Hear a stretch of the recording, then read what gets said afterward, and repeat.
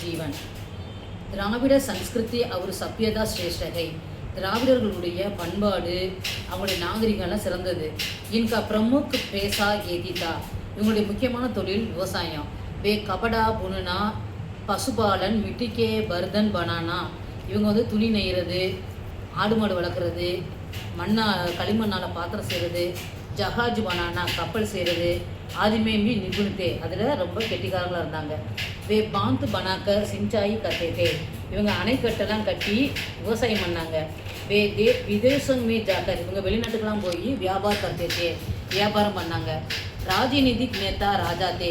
அரசியல் வந்து அரசன் தான் வந்து அரசாண்டான். லோகோங்கா சமாஜ் ஸ்தல் யா பிரதேஷ்கே அனுசார் பண்டா ஹுவாத்தா. மக்களுக்கு வந்து சமாஜ் ஸ்தல் யா பிரதேஷ்கே அனுசார் மாநிலம், கிராமம், பஞ்சாயத்து இந்த மாதிரி வந்து மக்களை வந்து பிரித்து ஆண்டாங்க. வே ஜங்கலி பிரதேஷ்கோ முல்லை கஹதேஹேன். காட்டுப்பகுதியை முல்லைன்னு சொன்னாங்க. பகாடி பிரதேஷ்கோ மலை பிரதேசத்தை குறிஞ்சின்னு சொல்கிறாங்க. மைதானி காட்டோங்கோ வெறும் கட்டாந்தரையை வந்து தர அல்லது நிலப்பகுதியை வந்து மருதம் அப்படின்னு சொன்னாங்க. சமுத்திர தட்டுவீன் பிரதேஷ்கோ கடற்கரை பிரதேசத்தை வந்து நெய்தல்னு சொல்கிறாங்க. மருஸ்தல் பிரதேஷ்கோ பாலை கஹதேஹேன். அதாவது நல்ல வெயிலில் காஞ்சி போய் தண்ணியே இல்லாத இடத்த வந்து பாலை நிலம்னு சொன்னாங்க. வே பாங்சூரி யாழ் ஆதி வாத்திய யந்திர பனாத்தேத்தே. அதே மாதிரி அவங்க புல்லாங்குழல், யாழ் போன்ற கருவிகளை செஞ்சாங்க. வே சாந்தி பிரியத்தே. இவங்க அமைதியாக வாழ்ந்தாங்க. ஆரியோக்கிய தார்மிக் சித்தாந்த. ஆரியர்களுடைய நீதி நேர்மை அவங்களுடைய கொள்கைகள். ஆரம்ப காலமே ஆரியமே ஜாதி பேத நகிதா. ஆரம்ப காலத்தில் ஆரியர்கள்ட்ட ஜாதி பேதமே இல்லை.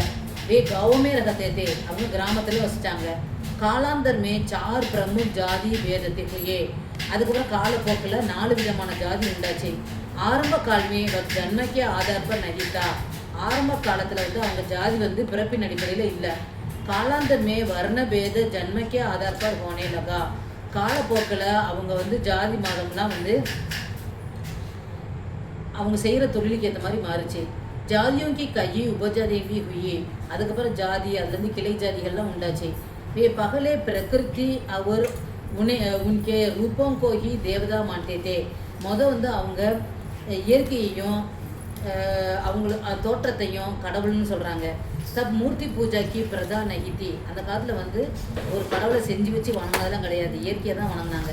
திராவிடோக்கி சம்பர்க்கசே கீர்த்திக் அவர் சிவாஜிக்கு பூஜா அப்பனாயி கயி. திராவிடர்களுடைய தொடர்புனால கார்த்திகை அப்புறம் சிவன். கார்த்திகைன்னா முருகனையும் சிவனையும் பூஜை பண்ணுறாங்க. ஆரிய லோக் விதிவாத் கர்ம சித்தாந்த புனர்ஜன்ம ஆதிக்கோ மாண்டதே. ஆரியர்கள் வந்து விதி அதாவது பூர்வ ஜென்மம், விதிவசம், அதே மாதிரி பூர்ண ஜென்மம், அதை பற்றின விஷயங்கள்லாம் அவங்க ஏற்றுக்கிட்டாங்க. திராவிட லோக் भी धीरे धीरे आर्यों के धार्मिक सिद्धांतों को मानने लगे. திராவிட மக்கள் கொஞ்சம் கொஞ்சமாக ஆரியர்களுடைய மத சம்பந்தமான கருத்துக்களை ஏற்றுக்கிட்டாங்க. அடுத்து மௌரியோங்கே பூர்வ மகத சாம்ராஜ்ய. மௌரியருக்கு முன்னாடி மகத ராஜ்யம் எப்படி இருந்துச்சு? ஈசா பூர்வ சட்டி சதாப்திமே. கிறிஸ்து பிறக்கிறதுக்கு முன்னாடி 6 நூற்றாண்டுக்கு முன்னாடி பாரதமே சோழக் ராஜ்யத்தே. பாரதத்தில் வந்து சோழக் அப்படிங்கிறப்ப சோழர்கள் வாழ்ந்தாங்க. உன்கோ மகா ஜனபத கஹதேதே. அவங்கள வந்து மகா ஜனபதங்கள் அப்படின்னு சொன்னாங்க. இனிமேல் கை கணதந்திரத்தே அவர் கையே ராஜதந்திரத்தே.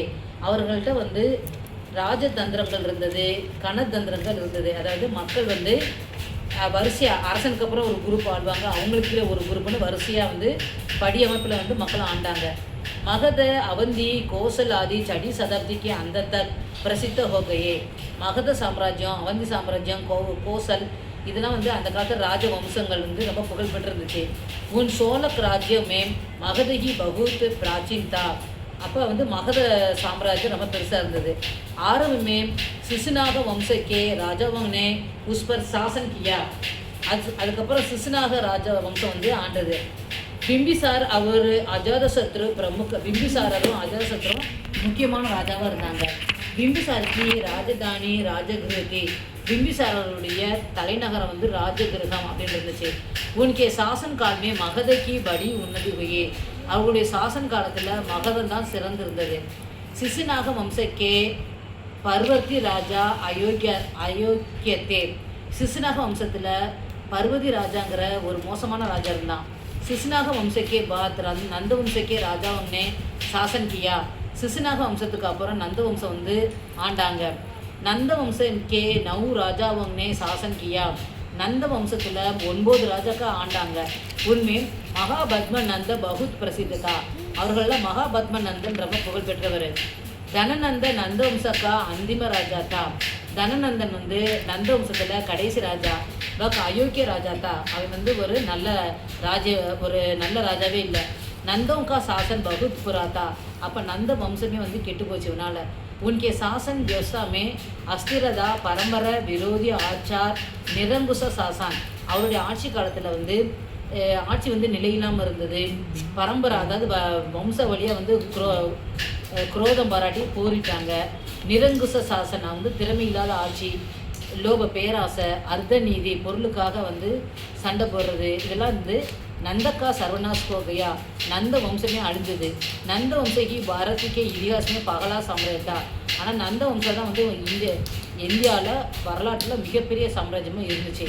சிசுநாக வம்சக்கே சாசன் கால்மே. சிசுநாக வம்சம் ஆண்டப்ப டேரியன்ஸ் நமக்கு பாரசி சம்ராட்னே பாரத் பர் ஆக்கிரமன் கியா.